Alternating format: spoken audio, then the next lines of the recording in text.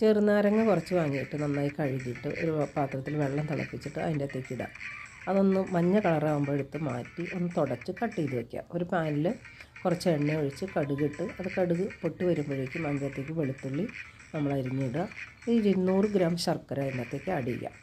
അതൊന്ന് ഇളക്കിയിട്ട് ഒന്ന് മെൽറ്റായി വരുമ്പോഴേക്കും ഒരു 2 ടേബിൾ സ്പൂൺ മുളക് പൊടി, നല്ല എരിവുള്ള മുളക് പൊടിയാണ്, മുളക് പൊടി ഉപ്പും കൂടി ഇട്ട് ഒന്ന് ഇളക്കി അതൊന്ന് കുറുക്കാൻ വേണ്ടിയിട്ട് കുറച്ച് ചൂടുവെള്ളം, തിളച്ചതല്ല ചൂടുവെള്ളം കുറച്ച് ഒഴിച്ച് അതൊന്ന് മെൽറ്റായി കുറുകി വരുമ്പോൾ അതിലേക്ക് നമ്മൾ കട്ട് ചെയ്ത് വെച്ചിരിക്കുന്ന ഈ നാരങ്ങയിലേക്ക് ആഡ് ചെയ്യുക. ഒന്നും കൂടി വറ്റി ഒന്ന് ചാറൊന്ന് നന്നായി കുറുകി ഗ്രേവി ആയിട്ട് വരുമ്പോൾ എടുത്ത് മാറ്റി വയ്ക്കുക. വളരെ ടേസ്റ്റാണ്. അപ്പോൾ നാരങ്ങ അച്ചാറുണ്ടാക്കുമ്പോൾ ഇങ്ങനെ ഒന്ന് ഉണ്ടാക്കി വെക്കൂ. ചക്കര നാരങ്ങ ഇഷ്ടപ്പെട്ടാൽ ലൈക്ക് കമൻറ്റ് ഒന്നും മറക്കരുത്.